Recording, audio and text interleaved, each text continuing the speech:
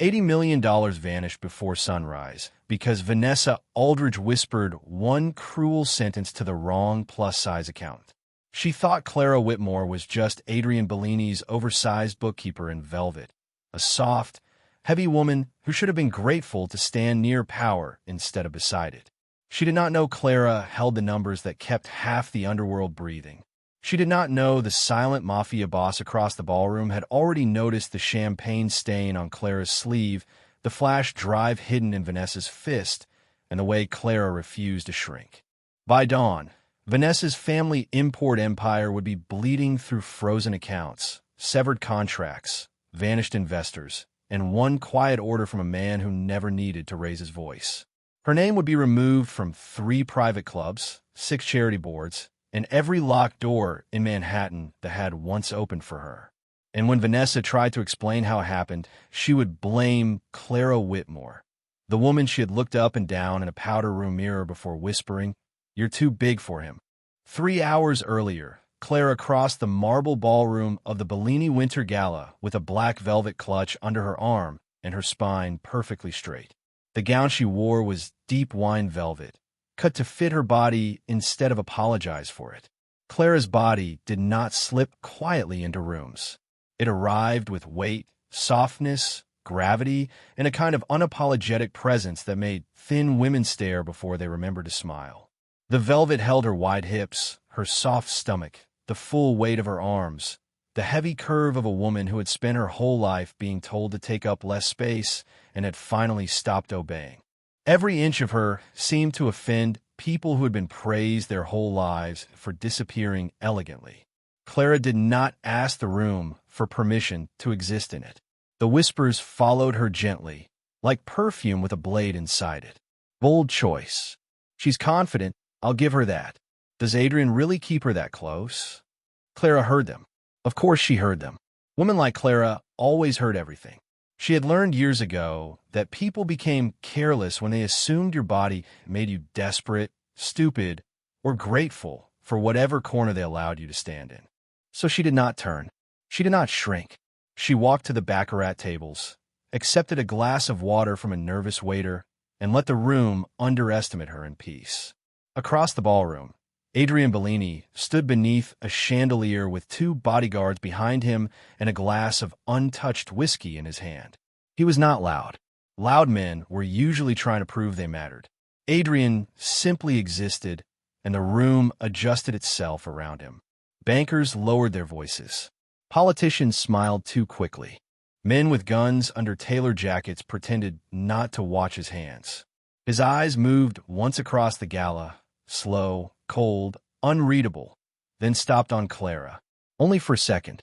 Long enough for Clara's breath to catch. Long enough for Vanessa Aldridge to notice. Vanessa had been circling Adrian all evening in silver silk and diamonds, smiling like she had already been chosen. Her father's import empire dressed actresses, moved luxury goods through private docks, and gave men like Adrian reasons to answer her calls. But Adrian had barely looked at her. His attention kept returning, quietly and dangerously, to the full-bodied woman everyone else treated like paid help in expensive velvet. That was when Vanessa's smile sharpened. She approached Clara near the bar with 3 socialites drifting behind her like witnesses pretending not to be witnesses. Vanessa's shoulder struck Clara's arm just hard enough to spill champagne across the velvet sleeve. The cold wetness spread slowly. "Oh," Vanessa said, her voice soft enough to sound accidental. "I didn't realize you needed that much room." The small circle around them went still.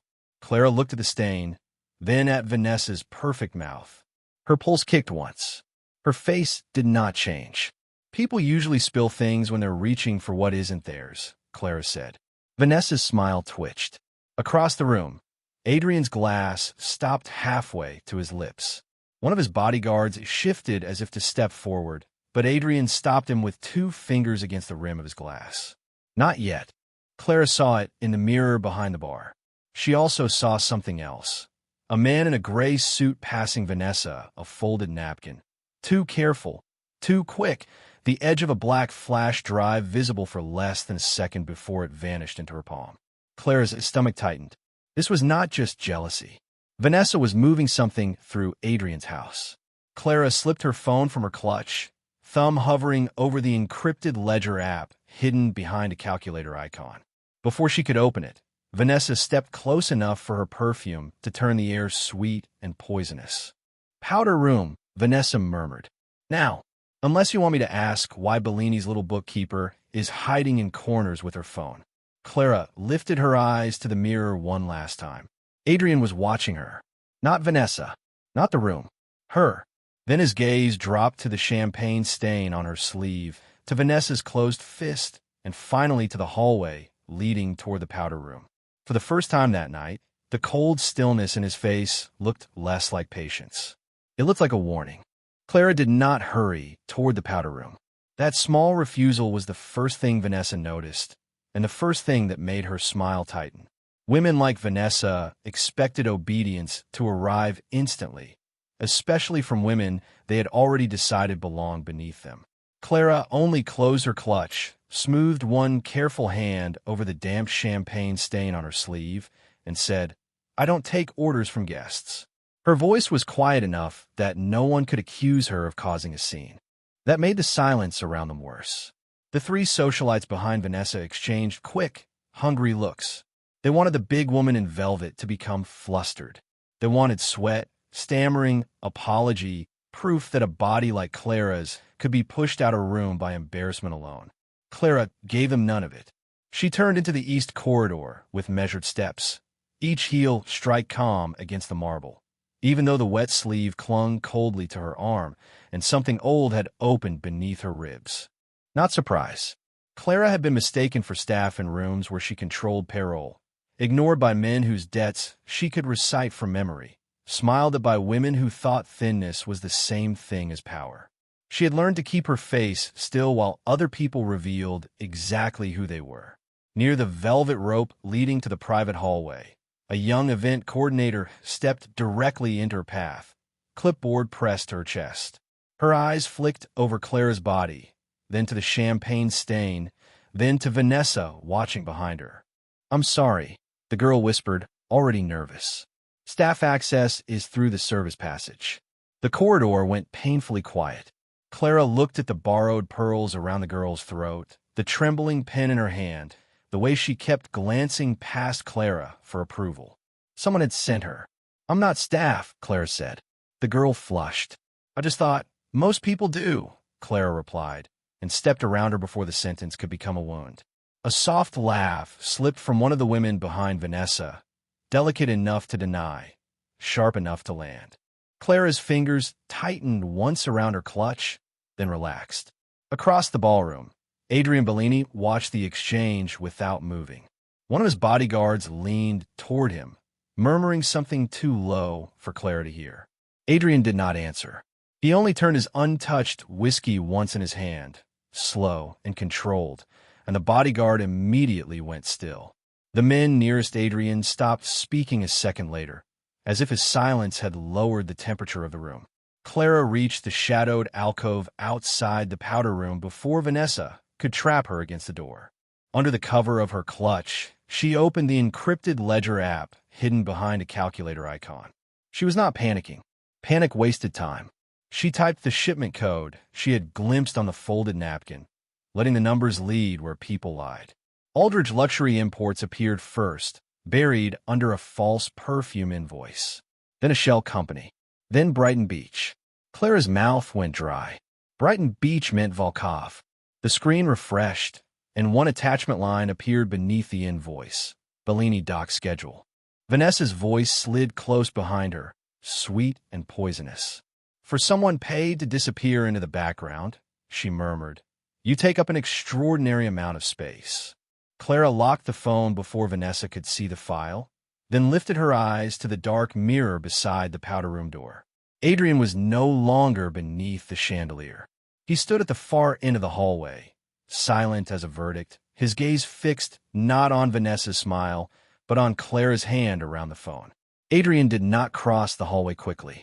Men like him never hurried in public, not even when the air had already turned dangerous. He moved with the slow certainty of a man who owned every locked door in the mansion, every guard behind the velvet ropes, every terrified breath taken by people pretending they were not afraid of him. The guests nearest the corridor felt him before they looked up. A banker stopped mid-sentence. A city councilman lowered his glass. One of Vanessa's socialites stepped back without realizing it, her smile fading as if the hallway had lost oxygen. Clara kept her phone closed in her palm and made her shoulders stay relaxed. She knew better than to look guilty just because powerful people were watching. Vanessa recovered first. She turned toward Adrian with a bright, practiced smile, the kind women used when they believed beauty could soften evidence. "Adrian," she said lightly, "I was just helping your accountant find the appropriate room." She seemed a little confused. The word accountant landed politely, but the insult beneath it was clear. Clara was not a guest, not a woman worth introducing, not someone who belonged in velvet near the private hall, just a function with a body Vanessa thought she could move out of the way. One of the older wives near the corridor gave a tiny laugh, then stopped when Adrian's eyes shifted toward her. The silence that followed was immediate and brutal. Adrian did not ask Vanessa to explain. He did not ask Clara to defend herself. He simply looked at the young event coordinator still frozen beside the rope and said, "Leave." One word. No anger. No volume. The girl vanished so fast her clipboard struck the wall. His bodyguard moved behind him, not touching his weapon, not needing to. The hallway began emptying in small, nervous waves. Staff found sudden tasks elsewhere. Guests remembered drinks they had abandoned. Even Vanessa's 3 witnesses drifted back 2 careful steps, unwilling to stand too close to whatever Adrian Bellini had decided to notice. Clara felt the power imbalance with physical clarity. In rooms like this, men like Adrian could erase people with a pause. Women like her were expected to be grateful if they were only embarrassed. Yet when his gaze returned to her, it was not dismissive. It was searching. He had seen the stain. The phone. Vanessa's closed fist. Now he was measuring Clara's silence like it had weight. Clara lowered her voice. "There's a discrepancy in the Aldridge perfume shipment." Vanessa's smile froze. "Is there?" Adrian asked. His tone was quiet enough that only the 3 of them could hear. Clara did not unlock her phone. She did not hand him proof in an open hallway where every wall had ears. Instead, she adjusted the damp sleeve Vanessa had stained and said, "The invoice is dressed like fragrance. The routing behaves like contraband." For the first time, Adrian's expression changed. Barely. A tightening at the corner of his mouth. A pause too controlled to be accidental. Behind him, his bodyguard looked at Clara as if seeing her for the first time. Vanessa gave a thin laugh. "That sounds dramatic. Maybe the champagne upset her." Clara looked at Vanessa then, calm as a locked drawer. Champagne doesn't change port codes. The hallway went still again, but this time the stillness belonged to Clara. Adrian's eyes sharpened, not with surprise exactly, with recognition. He was beginning to understand that the woman everyone kept mistaking for decoration had been reading the bones of the room all night. Vanessa stepped closer, perfume sweet enough to hide poison. "Powder room," she murmured, still smiling for anyone who might be watching. "Now." Then her hand closed around Clara's wrist, soft nails biting into skin, and Adrian's gaze dropped to the touch. Vanessa's nails tightened around Clara's wrist, not enough to break skin, just enough to turn possession into a performance. Clara looked down at the pale fingers gripping her, then lifted her eyes to Vanessa's face. "Take your hand off me," she said. Quiet, controlled, not begging. That irritated Vanessa more than fear ever could have. Her smile stayed polished for the guests lingering at the edge of the corridor, but something meaner moved behind her eyes. "Careful," she murmured. "People are already wondering why Adrian keeps a woman like you so close to his private rooms." The words were soft, but the damage traveled fast. A councilman's wife stopped pretending to check her bracelet. 2 socialites leaned closer. A waiter froze with a silver tray in his hands. In that world, humiliation did not need volume. It only needed witnesses. Vanessa lifted Clara's wrist slightly, turning the grip into evidence. as if Clara had been caught trespassing instead of dragged. She was hiding with her phone, Vanessa said, louder now, sweet with fake concern, near the private hallway. After making a mess of herself. I'm sure it's nothing, but with the kind of people Adrian hosts, one has to be careful who slips through security. The accusation landed like a match in dry silk. Clara felt the corridor change around her. Not because anyone had proof, because the story looked convenient. The stained sleeve, the phone in her hand, the body that rich women had already decided did not belong in velvet. Someone whispered, was she even invited? Another voice breathed, I thought she worked for him. Clara's throat tightened once, then released. She could have unlocked the ledger. She could have shown the port code, the false invoice, the Volkov shadow hiding under Aldrich perfume. But proof exposed in the wrong hallway became a weapon for the wrong hands. So she kept her phone closed, kept her wrist still, kept her spine straight. If you're accusing me, Clara said, say it clearly. Vanessa's eyes glittered. Fine, I'm accusing you of forgetting your place. The silence after that was uglier than laughter. Across the hallway, Adrian did not move, but the glass in his hand lowered an inch. That was all. 1 inch, and every man near him stopped breathing too loudly. His bodyguard's jaw tightened. The event coordinator stepped backward until her clipboard hit the wall. Clara saw it all, and she understood the terrible discipline in Adrian's stillness. He was not ignoring her. He was watching who chose to enjoy this. Vanessa stepped closer, letting her gaze travel slowly over Clara's body with the precision of a knife. Look at you, she whispered, still loud enough for the nearest women to hear. Dressed like expensive fabric can make everyone forget what you are. A bookkeeper in a borrowed fantasy.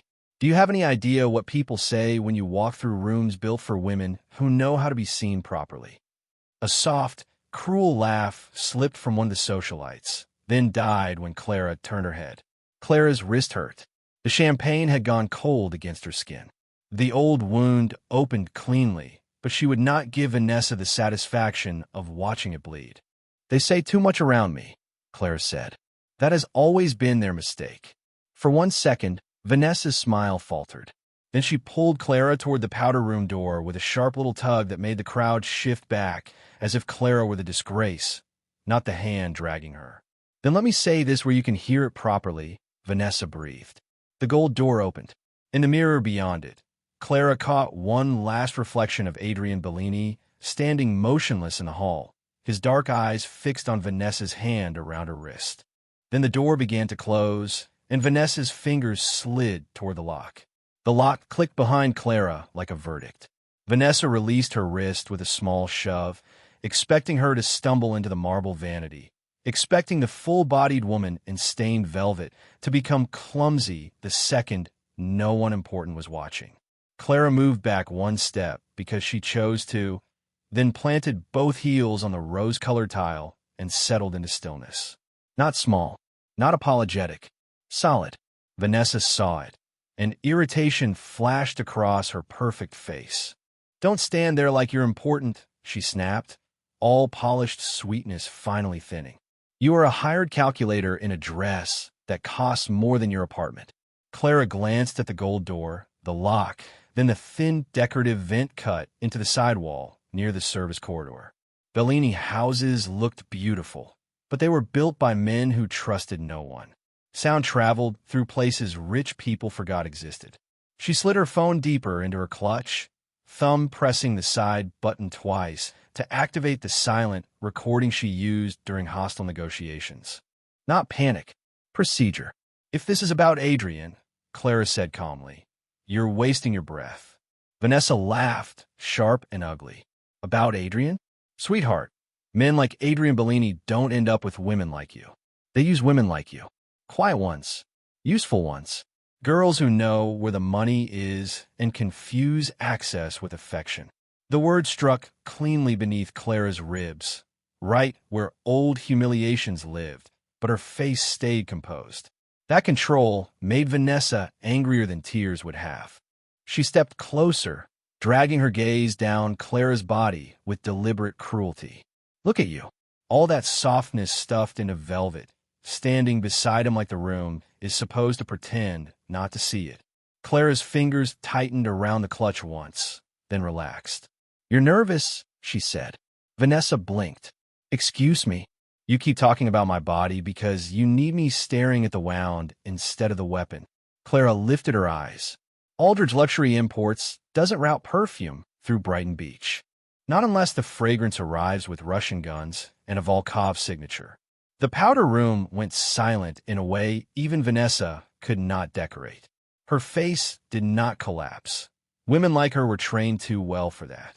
But color moved under her skin, quick and bright. "You have no idea what you're talking about." "I know the invoice was false," Clara said. "I know the doc schedule attached to it belongs to Bellini. And I know you didn't drag me in here because I embarrassed you. You dragged me in here because I saw the flash drive." Vanessa's hand lifted fast.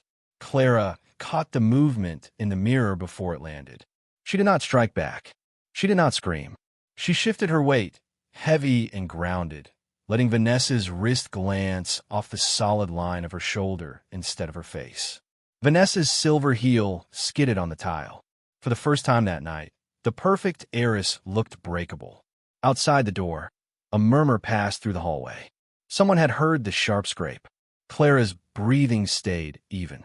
"Don't touch me again," she said. Vanessa stared at her, humiliated by the simple fact that Clara had not moved the way she was supposed to move. Then her smile returned, colder, meaner, stripped of manners. She leaned close enough for Clara to smell champagne on her breath and whispered the sentence she had been saving like a blade. "You're too big for him." Clara's heart gave one hard, silent beat. The wound opened, but she did not lower her eyes. She did not apologize for the body Vanessa wanted to turn into a crime. Instead, she looked directly into the mirror behind Vanessa, where the gold door had not fully sealed against the frame. A thin line of hallway light cut through the room. On the other side, everything had gone quiet. Too quiet. Vanessa followed Clara's gaze too late. Beyond the door, Adrian Bellini's shadow stopped moving. Adrian's shadow filled the thin line of light beneath the door. And for one frozen second, Vanessa forgot how to breathe. Clara saw it happen in the mirror. The first crack in the heiress's perfect control, the tiny panic of a woman realizing cruelty had not stayed private. Then Adrian's voice came from the other side, low enough that it did not need to be loud. "Open the door." Vanessa's fingers hovered near the lock. "Adrian," she called, forcing a laugh that came out too bright. "This is a ladies' room." "Open it," he repeated. 2 words. The kind of words men obeyed before they understood why. Clara reached past Vanessa and turned the lock herself. The door eased inward, and the hallway beyond it had gone unnaturally still. Guests stood too far away to look involved, but close enough to pretend they had not been listening. Adrian Bellini was directly outside, his glass gone, his hands empty, his face calm in a way that made calmness feel more dangerous than rage. His gaze moved first to Clara's wrist, faintly marked where Vanessa's nails had pressed into her skin, then to the stained velvet sleeve, then to Clara's face. Not her body, not the dress, her face. "How long?" he asked quietly. "Have they been speaking to you like that?" Vanessa's mouth opened. Clara answered before she could. "Long enough that I stopped wasting time counting." A whisper passed through the hallway and died under Adrian's stare.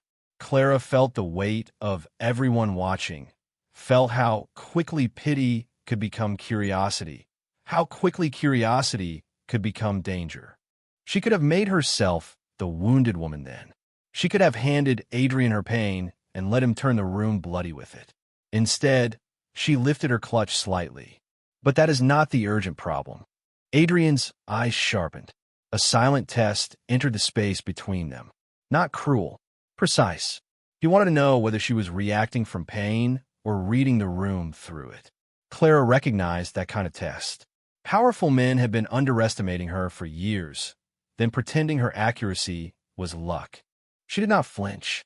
The flash drive she received contains a Bellini doc schedule hidden under Aldridge freight documentation. If you seize it here, everyone knows you know. If you let it move 5 more minutes, you can see who comes to collect it. Vanessa went pale. "She's lying." Clara's voice stayed even. "If I were lying, you would not be sweating through couture." One of Adrian's bodyguards looked down at Vanessa's closed fist. Vanessa pulled it behind her back too late. The movement changed the hallway. Not justice yet. Not punishment. Something colder. Reassessment. The women who had laughed at Clara looked away first. The event coordinator lowered her clipboard like it had become a shield. Adrian took one slow step closer, stopping beside Clara.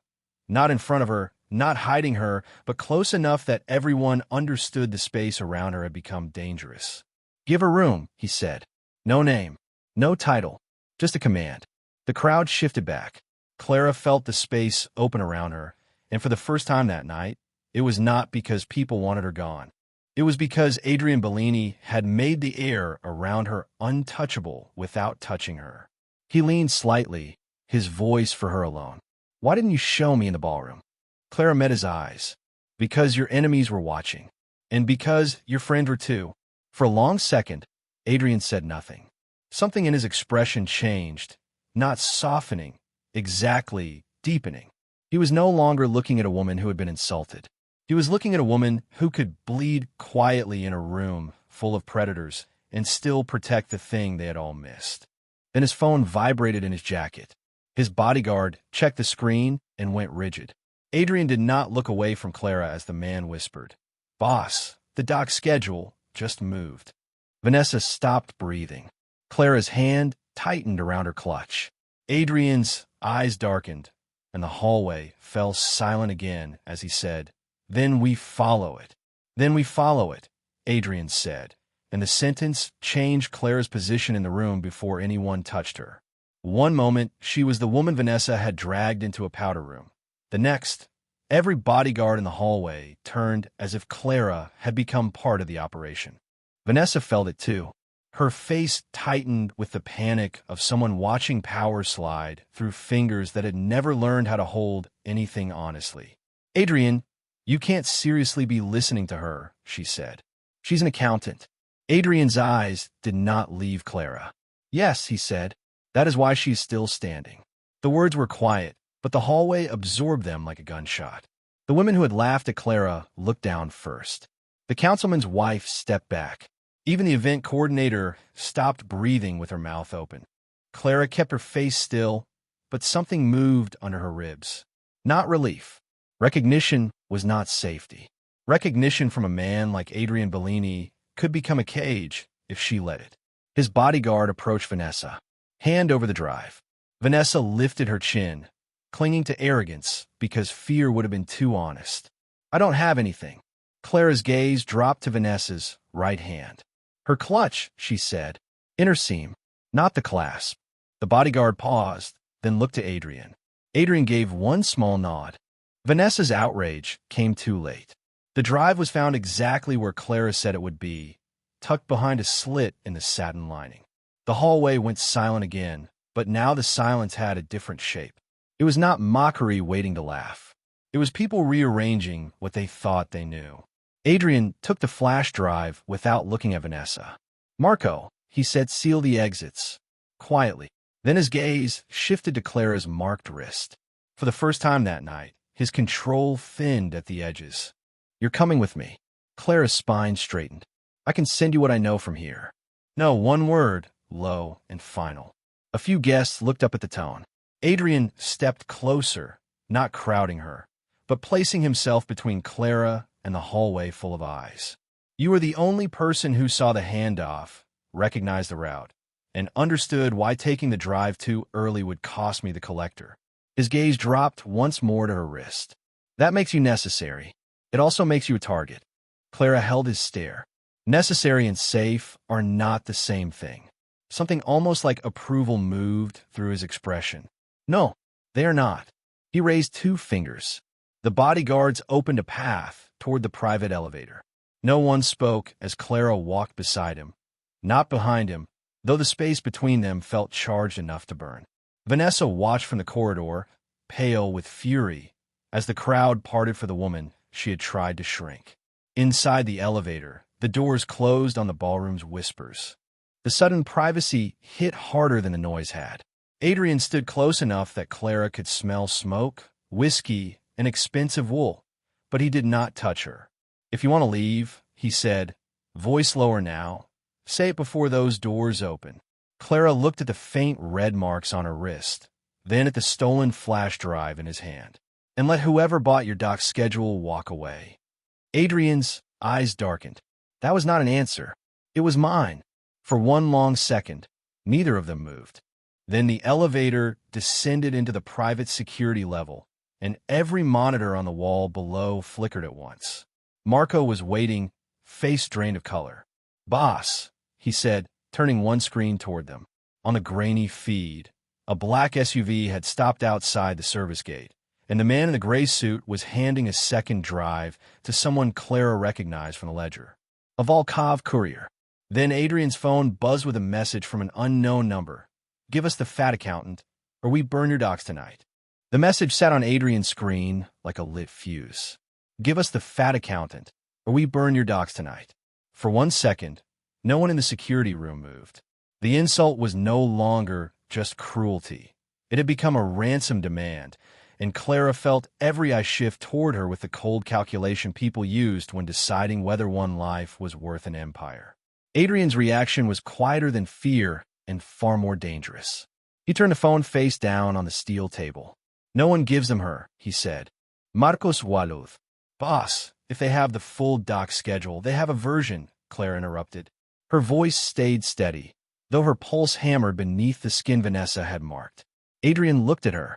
So did every armed man in the room. Clara stepped closer to the wall of monitors, refusing the instinct to fold her arms over her body, refusing to become smaller under the weight of guns, money, and the word fat still burning on the screen.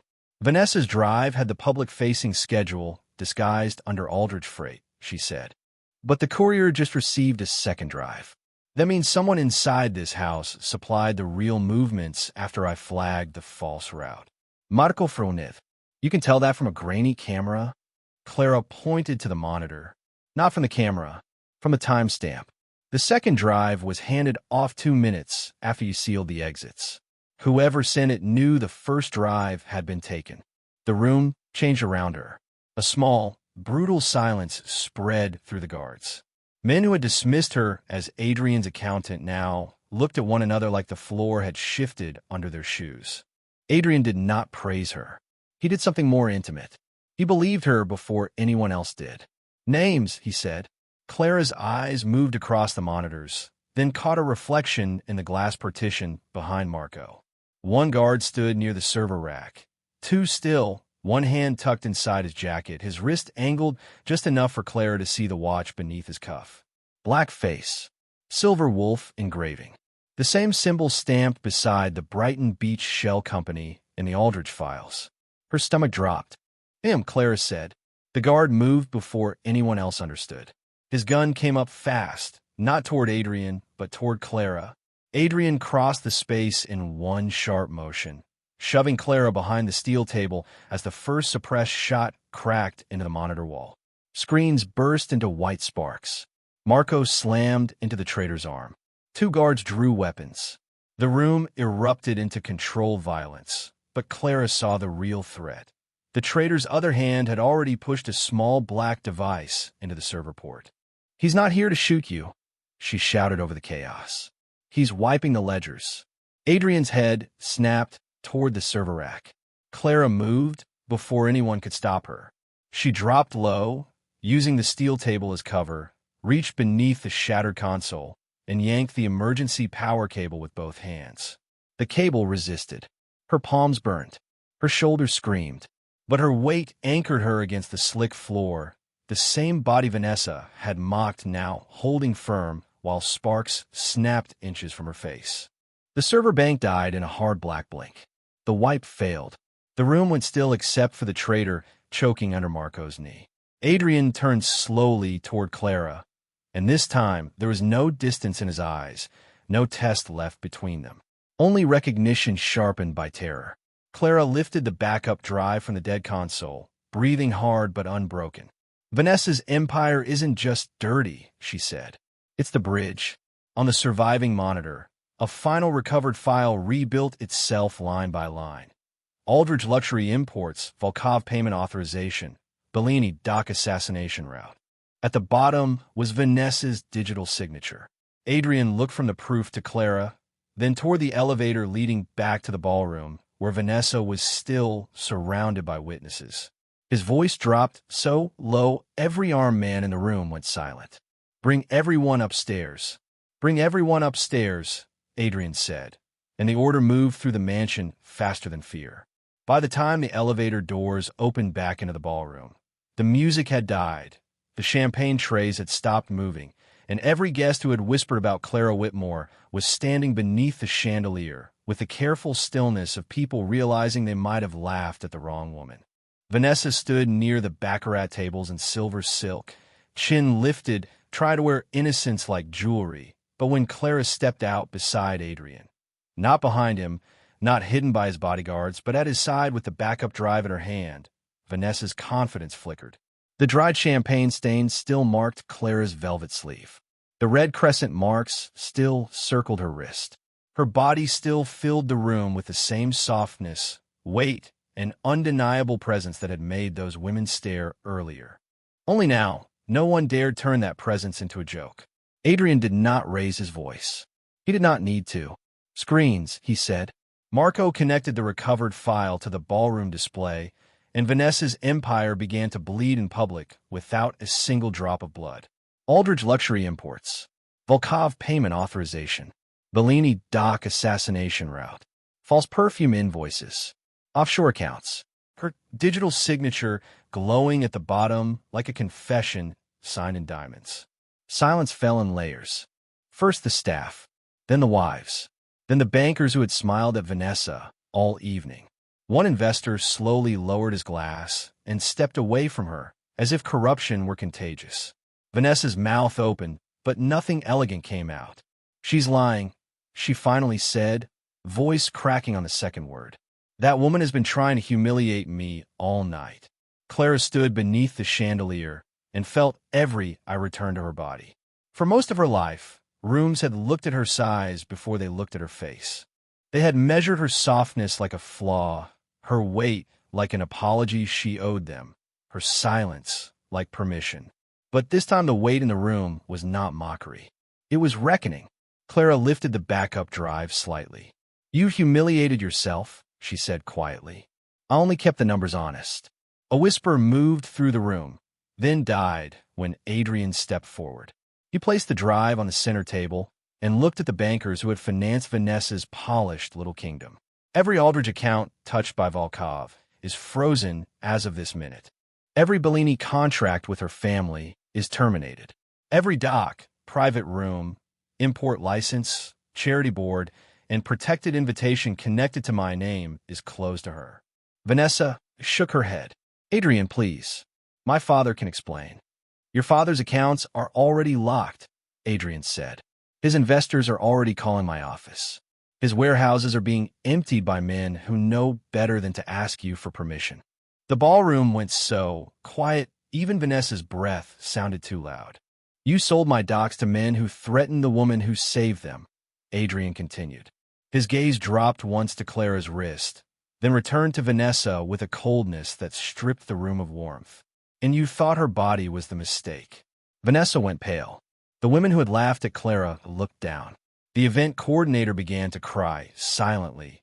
Clipboard clutched against her chest. One by one, the people who had stood close enough to enjoy Clara's humiliation stepped back from Vanessa, leaving Silver Silk alone in the middle of the collapse. Clara did not smile at her. She did not need to. Adrian turned to Clara, and the room seemed to tilt with him. He extended his hand, palm open, not dragging her forward, not claiming her like property, but offering her the center of the floor every person there had tried to deny her. Clara looked at his hand for one long breath. Recognition from a man like him was still dangerous. But this was not a cage. This was a choice made in front of witnesses. She placed her hand in his. Adrian brought her forward beneath the chandelier, where the light touched the fullness of her body, the stain on her sleeve, the marks on her wrist, and the calm face of a woman who had refused to shrink. "This is Clara Whitmore," he said, each word clean and final. "The woman who saw what my men missed. The woman who protected my empire while this room mocked her. From tonight forward, She sits at my right hand. No one speaks over her. No one moves her aside. No one mistakes her silence for weakness. He paused, his thumb brushing once over the inside of her wrist, so lightly only Clara felt it. She is the only woman whose numbers I trust. The room understood before he finished. Status shifted like a blade, turning in the dark. Men who had ignored Clara all night lowered their eyes.